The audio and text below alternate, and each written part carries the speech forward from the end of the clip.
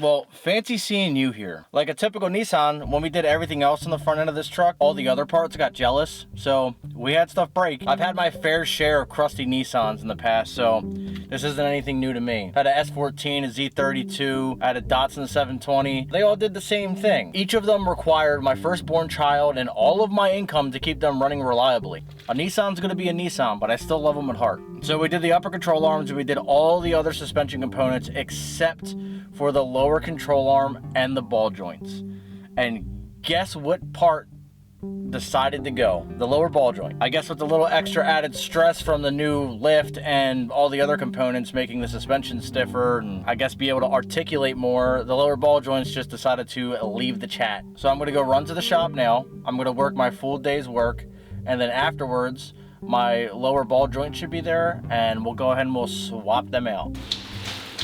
Having access to a lift from work is honestly fantastic. I definitely don't take it for granted being able to use this and being able to have all the resources and things that make these jobs a lot easier, because I know if I was on my back doing this on the ground with jack stands, I'd be very frustrated majority of the time. So a huge shout out to my good friend and boss Tito for allowing me to use this lift to make this content and work on my own vehicles in my free time.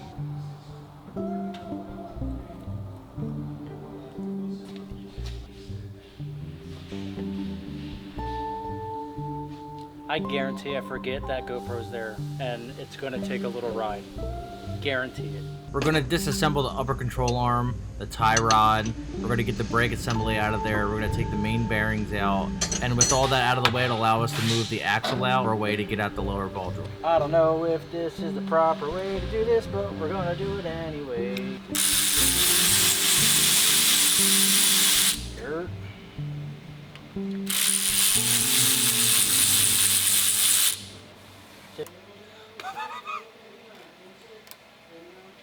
Supposed to have a socket with 2 prongs on it, which would take this out, which I don't have on me, and no one here has one.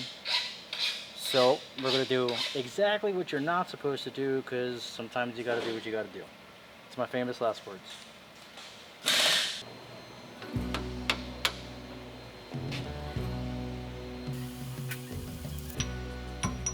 Voila.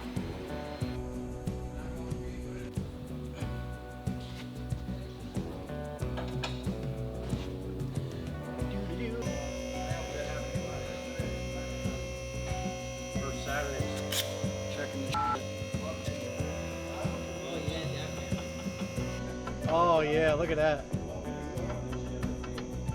This guy puts a lift kit on his Chill. 80 miles per hour over a pile of water.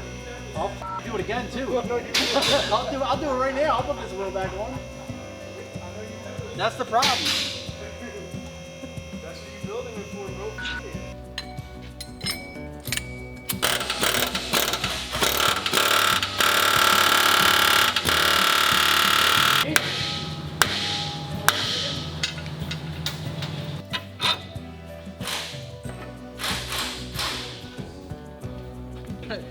First off, you want to complain to me about safety. I drive a Nissan Xterra. Ain't nothing safe about that, boy. I'll tell you what. I'll show you safety.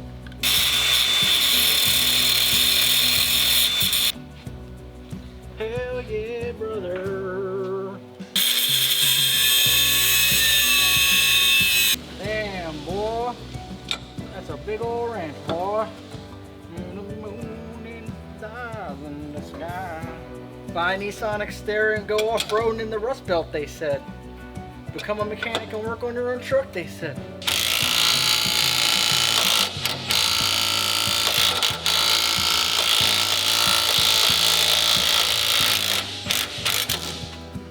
Milwaukee half-inch stubby. Big muscles.